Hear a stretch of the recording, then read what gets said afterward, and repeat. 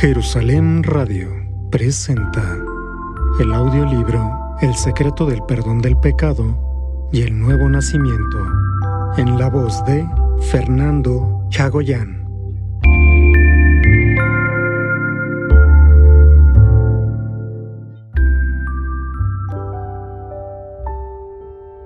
Capítulo 1. 4 leprosos. Comencemos leyendo la Biblia. Por favor, abran el segundo libro de los Reyes, capítulo 7, versículo 1. Dijo entonces Eliseo: Oíd palabra de Jehová. Así dijo Jehová: Mañana a estas horas valdrá el seah de flor de harina 1 siclo, y 2 seas de cebada 1 siclo a la puerta de Samaria. Y un príncipe sobre cuyo brazo el rey se apoyaba, respondió al varón de Dios y dijo: Si Jehová hiciese ahora ventanas en el cielo, ¿sería esto así? Y él dijo: He aquí tú lo verás con tus ojos, mas no comerás de ello.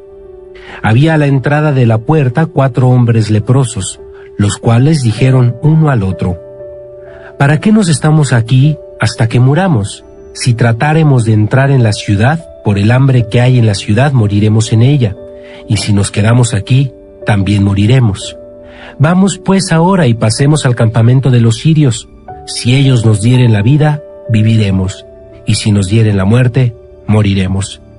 Se levantaron pues al anochecer para ir al campamento de los sirios, y llegando a la entrada del campamento de los sirios, no había nadie allí, porque Jehová había hecho que en el campamento de los sirios se oyese estruendo de carros, ruido de caballos y estrépito de gran ejército. Y se dijeron unos a otros: He aquí el rey de Israel ha tomado a sueldo contra nosotros a los reyes de los heteos y a los reyes de los egipcios, para que vengan contra nosotros. Y así se levantaron y huyeron al anochecer, abandonando sus tiendas, sus caballos, sus asnos y el campamento como estaba, y habían huido para salvar sus vidas. Cuando los leprosos llegaron a la entrada del campamento, entraron en una tienda, y comieron y bebieron, y tomaron de allí plata y oro, y vestidos, y fueron y los escondieron. Y vueltos entraron en otra tienda, y de ahí también tomaron, y fueron y lo escondieron.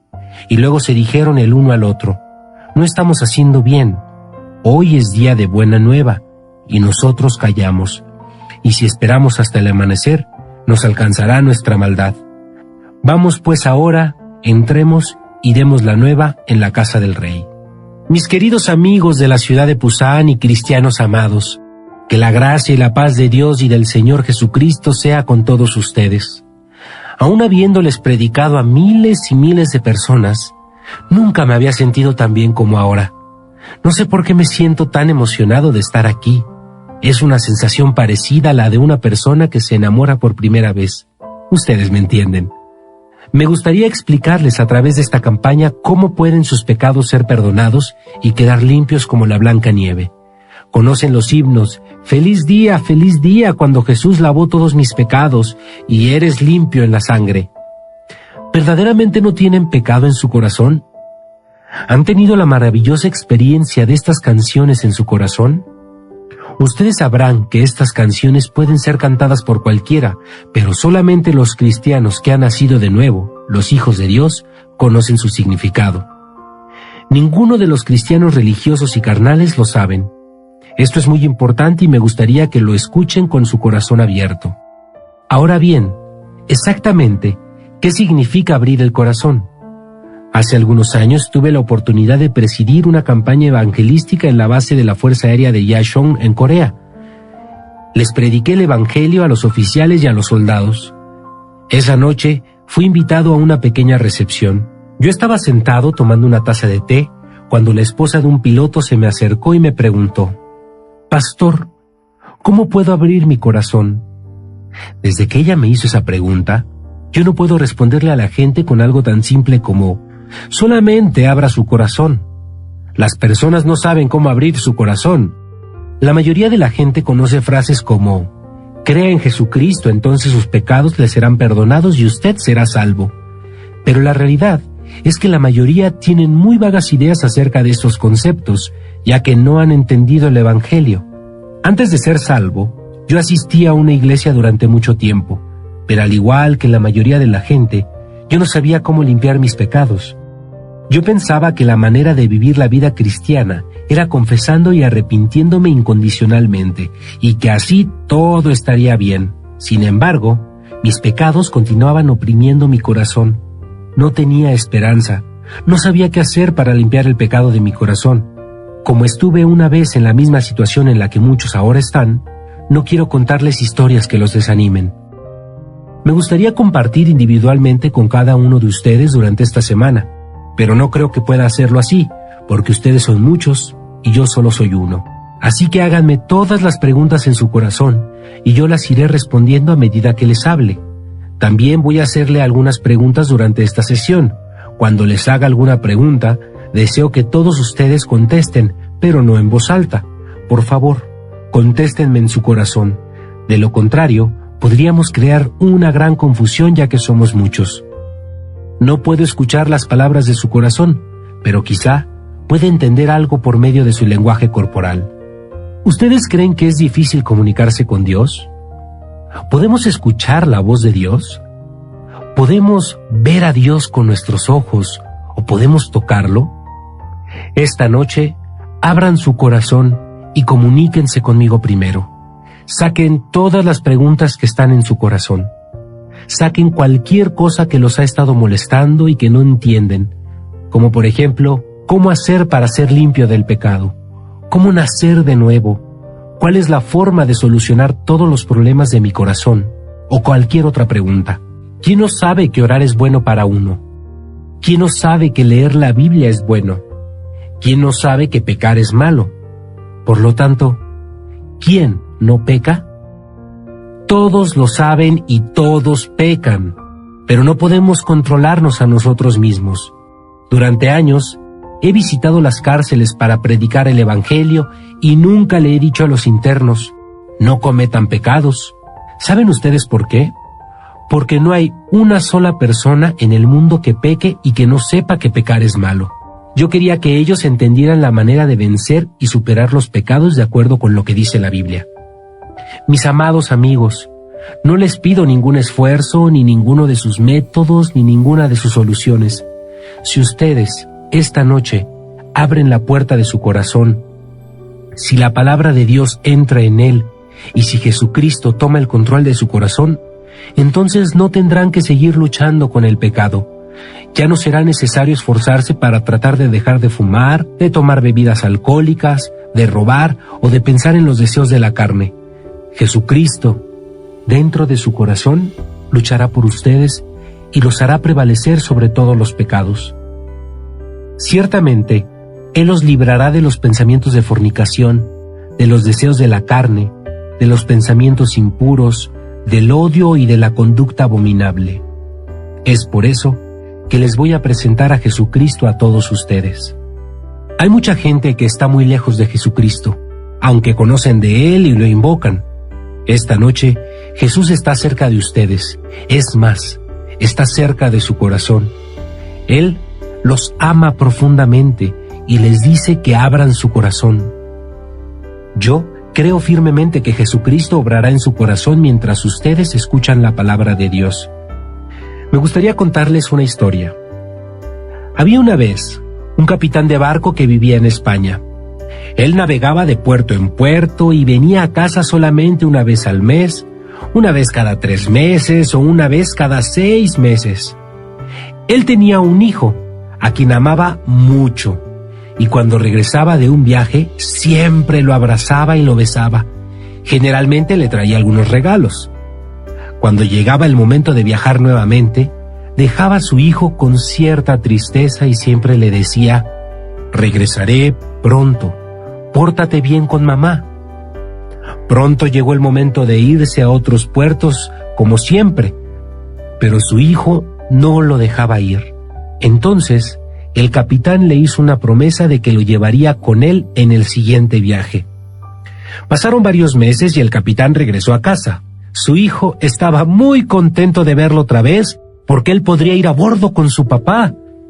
El capitán no podía romper la promesa, así que accedió a llevárselo. El muchacho tendría cerca de 15 años, y su mamá estaba preocupada porque aún era muy joven para andar en un barco. El capitán le calmó su ansiedad al decirle, No te preocupes, mujer. Todo estará bien. Este viaje no es muy largo. La noche anterior a la partida, el muchacho no pudo dormir porque estaba muy emocionado por el viaje. El capitán le dijo a su hijo que trajera cosas para entretenerse, porque no había nada que hacer. Todo lo que había era cielo y agua. Hizo lo que su padre le dijo, llevó juguetes, historietas y también llevó a su mejor amigo, un mono. Finalmente, el barco se hizo a la mar haciendo una señal con un sonido de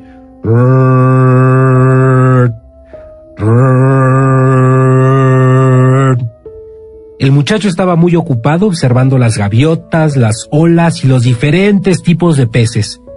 El barco iba flotando lentamente sobre el mar. Pronto se encontraron en medio del océano. Ya no había gaviotas, así que él empezó a jugar con su mejor amigo, el mono, mientras que su papá y los marineros estaban ocupados. Un día, ellos estaban jugando en el cuarto. De repente, el mono tomó el sombrero del muchacho y se fue corriendo. El muchacho lo persiguió hasta la cabina, de la cabina a la cubierta, de aquí a allá. Finalmente, el mono se subió hasta el mástil principal. El muchacho lo siguió persiguiendo muy de cerca y dijo: «¡Ahora puedo agarrarte!». Cuando lo iba a alcanzar se le escapó de las manos y el mono siguió subiendo. Entonces el muchacho siguió subiendo también, sin darse cuenta de qué tan alto se había subido. Finalmente, el mono se detuvo en la parte superior del mástil. «Ya no puedes trepar más alto», le dijo el muchacho al mono. Pero cuando lo iba a agarrar, el mono simplemente saltó de allí a otro mástil. El muchacho entonces se dio cuenta de que había subido muy alto y echando una mirada desde arriba se sintió mareado. Los marineros parecían tan pequeños como las hormigas, y esto lo hizo perder la fuerza de sus manos y entró en pánico. Estaba demasiado asustado, tanto que ya no podía descender del mástil y estaba perdiendo la fuerza de sus piernas. En ese momento, un marinero que estaba trabajando en la cubierta vio al pobre muchacho. «¡Oh, no! ¡Es el hijo del capitán!», gritó el marinero. «¿Quién puede subir?». Los marineros estaban haciendo un gran escándalo. El muchacho perdía lentamente la fuerza en sus brazos, pero todavía se sostenía firmemente. Por otra parte, él sabía que moriría si se soltaba del mástil. Un marinero corrió hacia el capitán y le gritó: «¡Capitán! ¡Venga rápido! ¡Apresúrese!». «¿Qué ocurre?», preguntó el capitán. «Su hijo está en la parte superior del mástil», le respondió el marinero. El capitán salió y vio que su hijo estaba temblando y llorando de miedo. «¡Papi, papi!». «¿Cómo sucedió?», preguntó frustrado el capitán. Uno de los marineros le contó detalladamente lo que había sucedido. Después de haberlo escuchado todo, cerró sus ojos para pensar. De repente, sacó su pistola. Los marineros pensaron: ¿de qué sirve que mate al mono ahora? El capitán miraba a su hijo con su pistola en mano y le dijo: «Hijo, ¿me puedes oír?». «Sí, papá, te puedo oír», respondió el muchacho. De repente, el capitán apuntó a su hijo y le dijo: «Hijo, salta al mar. Si no lo haces, te voy a disparar. Debes saltar al agua antes de que cuente 5, o si no, voy a disparar». El capitán hablaba muy en serio. El muchacho conocía a su padre. Él sabía que dice las cosas una sola vez y las cumple, no importándole las consecuencias.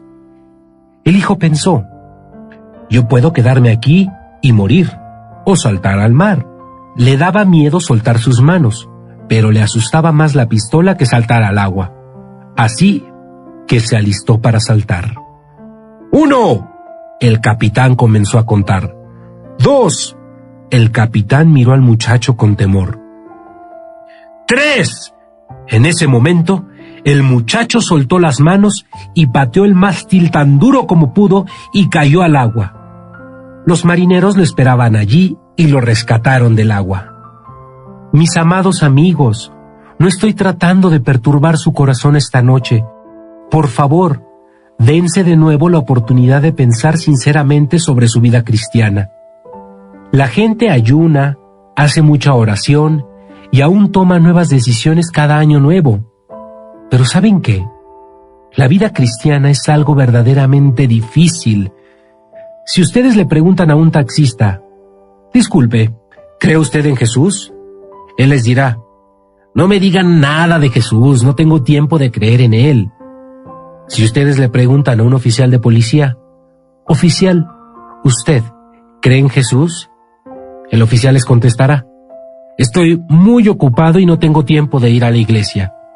¿Y qué si le preguntan a un médico, señor, ¿usted cree en Jesús?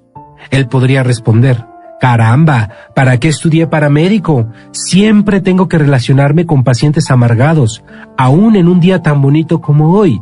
El clima es muy agradable como para ir a un día de campo. ¿Sabes? Me gustaría creer en Jesús, pero yo no podría. ¿Y qué tal si le preguntan a un soldado, ¿usted cree en Jesús?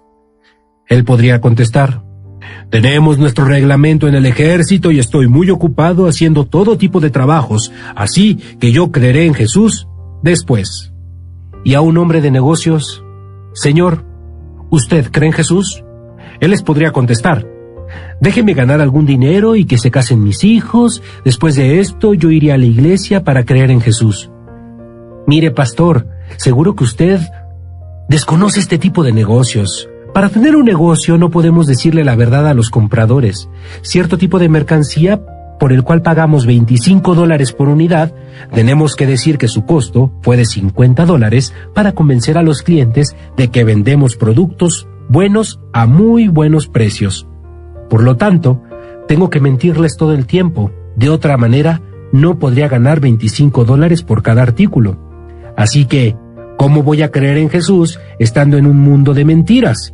Preferiría creer en Jesús luego de salir de este tipo de negocio. La mayoría de la gente cree que no son capaces de creer en Jesús por sus malos hábitos. Por ejemplo, no puedo creer en Jesús porque tengo problemas de alcohol, o no puedo creer en Jesús porque fumo. Como les dije anteriormente, estuve ministrando a unos aviadores de una base de la Fuerza Aérea.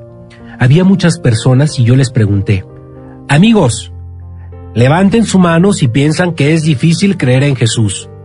Y muchos lo hicieron. Les dije, aquí está el comandante junto a mí. Y cortésmente le pedí al mayor Park, el comandante, que se pusiera de pie. Mayor, ¿podría ponerse de pie, por favor? Así que se paró delante de los aviadores y yo les pregunté, ahora, por favor, levanten su mano si ustedes piensan que es difícil creer que el comandante es el mayor Park. Nadie levantó la mano. Así que yo pregunté, no es difícil creer que él es su comandante. Entonces, ¿por qué es tan difícil creer en Jesús? ¿Es porque Jesús no es mejor que el comandante? ¿Ven? En realidad no entendemos el concepto de creer en Jesús. Es por eso que es tan difícil creer en Él. Amigos, estoy contento de poder creer en mi esposa, pero eso no lo digo porque mi esposa sea bonita o una persona sobresaliente. Estoy muy contento también por poder creer en mis hijos. Si no creyera en ellos, siempre estaría preocupado por ellos. Creer en Jesús es tan cómodo y una cosa muy fácil de hacer. Jesús dijo, venid a mí todos los que estáis trabajados y cargados, y yo os haré descansar. La mayoría de la gente cree en Jesús, pero nunca tiene paz en su corazón. Jesús dijo claramente, yo os haré descansar. Ellos dicen tener fe para creer en Jesús, pero no tienen descanso en Él. Entonces esto no es fe. La Biblia dice en Primera de Tesalonicenses, en capítulo 5 del versículo 16 al 18, estad siempre gozosos, orad sin cesar, dad gracias en todo, porque esta es la voluntad de Dios para con vosotros en Cristo Jesús. Si ustedes andan preocupados, aunque crean en Jesucristo como su Salvador personal, entonces algo anda mal. ¿No debieran considerar este asunto? Lo que quiero decir es que creo que sería mejor que reconsideraran su fe. Frecuentemente hago este tipo de pregunta. Si usted hiciera todo de acuerdo con la palabra del Señor, tal como orar diligentemente, diezmar regularmente, guardar el día del Señor y no cometer pecados por confiar y creer en el Señor, entonces, ¿irían ustedes al cielo? Ustedes me podrían contestar, todo el mundo lo sabe. Pero mis amigos, ¿esto es posible? El que entre ustedes pueda cumplir todas las leyes de Dios, levante la mano. Vamos a ver. ¿Quién nunca ha dejado de dar alguna vez el diezmo? Ni siquiera una sola vez en su vida, ¿eh? Levante la mano el que nunca ha dejado de ir a la iglesia ni un solo domingo en su vida. Levante la mano el que nunca ha mentido. Levante la mano el que nunca haya odiado en su vida. Levante la mano el que nunca ha pensado en cometer adulterio en toda su vida. Miren, amigos, nosotros somos incapaces de alcanzar el nivel de Dios. Somos exactamente como el muchacho que se agarraba del mástil fuertemente, pero que tarde o temprano tuvo que soltarlo. Estamos en la misma situación. Dios, nuestro Padre, nos abre a nosotros el nuevo camino del Evangelio de Jesucristo. Amados amigos, esta noche, si ustedes quieren tener una verdadera vida de fe, Dios, Jesús y el Espíritu Santo quieren hablarle sinceramente a su corazón. La manera del Señor que está secretamente escondida en la Biblia es totalmente diferente a los pensamientos que ustedes tienen. Si ustedes comprenden el secreto de la Biblia, es fácil limpiar sus pecados. Es muy difícil para mí limpiar mis pecados, pero es muy fácil cuando voy delante de Dios y Él los limpia. Es muy difícil para mí dominar mis pecados, pero es muy fácil para Jesús vencerlos. Por lo tanto, me gustaría compartir la palabra de Dios. Permítame referirme a esto al leerles Segunda de Reyes, capítulo 7, versículo 1. Dijo entonces Eliseo: Oíd palabra de Jehová. Así dijo Jehová: Mañana a estas horas valdrá el seah de flor de harina un siclo, y 2 seas de cebada un siclo a la puerta de Samaria. En la época del Antiguo Testamento, el pueblo de Israel fue atacado por el país de Siria. Así como la China comunista tiene la Gran Muralla China para protección contra sus enemigos, Israel tenía la ciudad de Samaria cercada alrededor por una gran muralla. Cuando Israel pensó que ya no había esperanza para ganar la lucha, ellos cerraron la puerta. No era como hoy en día. No había misiles ni bombas atómicas, así que no había manera de abrir la puerta cuando estaba cerrada. Los soldados sirios sitiaron el castillo y estuvieron esperando hasta que los israelitas estuvieran agotados y se rindieran. Cuando los israelitas levantaron el muro para la protección, solamente lo construyeron alrededor de la ciudad, pero no incluyeron terrenos agrícolas, por lo tanto, hubo una gran hambre en la ciudad después de pasado un año.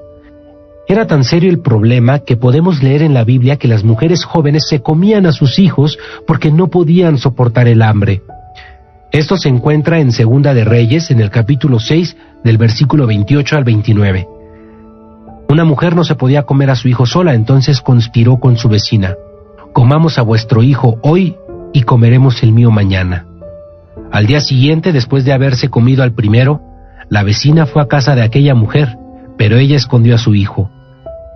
Es decir, los israelitas estaban en una horrible situación. En Segunda de Reyes, capítulo 7, versículo 1 dice: Un día, Eliseo el profeta, el siervo de Dios, dijo: Oíd palabra de Jehová. Así dijo Jehová: Mañana a estas horas valdrá el seah de flor de harina un siclo, y 2 seas de cebada un siclo a la puerta de Samaria. ¿Qué quiere decir? Que el precio del grano será mucho más bajo en los siguientes días comparado al precio que solía valer en la época del hambre. Hace mucho tiempo en Corea también hubo una gran hambruna. En aquella época no había medios de transporte desarrollados como ahora. Como Corea es una región montañosa, pues era difícil moverse de un lugar a otro, así que la gente simplemente moría de hambre. Además tenían un método de comercio llamado Patchok Bimi, o llamado Hinchok Bimi, que significa: si usted me da un tazón de sopa, yo le daré mi tierra. Cambiaban su tierra por un tazón de sopa. Yo creo que los israelitas estuvieron en una situación similar a la que estuvieron los coreanos. En una situación tan difícil y horrible como la que vivían en la ciudad de Samaria, Eliseo dijo: «Mañana a estas horas valdrá el seah de flor de harina un siclo, y 2 seas de cebada un siclo a la puerta de Samaria». Pero el príncipe del rey no creyó. Él dijo: «Si Jehová hiciese ahora ventanas en el cielo, ¿sería esto así?». Por esto Eliseo, el profeta de Dios, le contestó: «He aquí tú lo verás con tus ojos, mas no comerás de ello». En ese tiempo vivían leprosos fuera de la ciudad. Por causa de la ley, ellos no podían vivir en la ciudad. Sus familiares solían llevarles alimento y ropa cada mañana, pero por la gran hambre, ellos no podían llevarles nada. Por esta razón, la mayoría de los leprosos habían muerto. Solamente quedaron 4 quienes se dijeron entre sí: «Escuchen, nuestros compañeros y nuestros primos murieron de hambre. Ahora pues, ¿quién sigue? Ustedes y yo vamos a morir tarde o temprano. ¿Vamos a esperar a morirnos aquí? Aunque fuéramos a la ciudad no podríamos conseguir nada. ¿Por qué no nos vamos al campamento de los sirios para ser capturados? Y si nos matan, moriremos. De todos modos, es mejor que esperar a que nos llegue la muerte. ¿Está bien?». Y los otros contestaron: «Nos parece bien. Vamos». Se dirigían hacia las tropas de los sirios. Paso a paso, ellos iban caminando hacia las tiendas de estos. Estaban heridos, algunos de ellos habían perdido una pierna, otros habían perdido algunos dedos.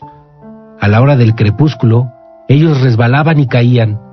No podían caminar fácilmente porque estaban cansados y tenían mucha hambre. Dios usó esta miserable marcha para hacer unos efectos de sonido grandiosos. El sonido de la caída de los leprosos llegó a ser el sonido de una gran multitud de soldados a los oídos de los sirios. Así que, cuando los sirios escucharon el sonido, ellos pensaron que los israelitas traían fuerzas militares de otras naciones para atacarlos. Esto hizo que los sirios se apresuraran para huir. En sus caballos y en sus carros. Así que cuando los leprosos finalmente llegaron ahí, los sirios ya se habían alejado. Los leprosos no vieron a ninguno de los soldados. Había mucho alimento, ropa y hasta tesoros por doquier. ¿Cómo creen que se sintieron al estar frente a tanto alimento, considerando su pasada condición de hambrientos?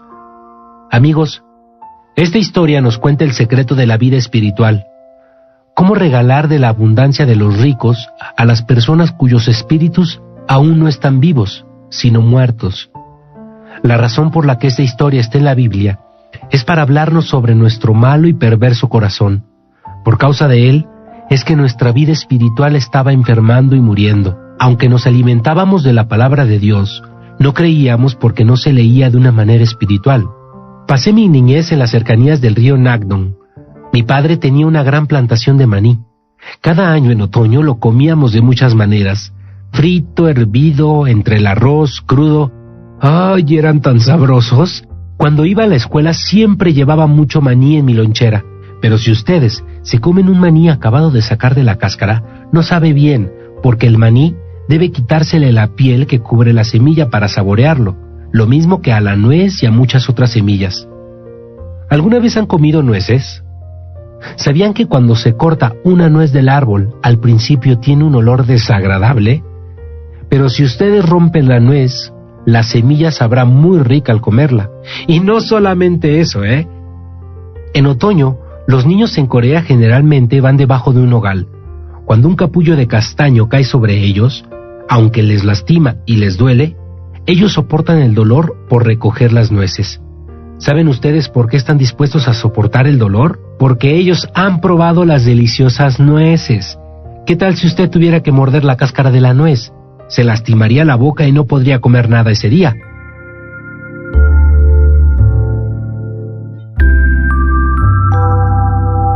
Jerusalén Radio presentó el audiolibro El secreto del perdón del pecado y el nuevo nacimiento, en la voz de Fernando Chagoyán. Jerusalén Radio, la radio que comparte el corazón de Dios.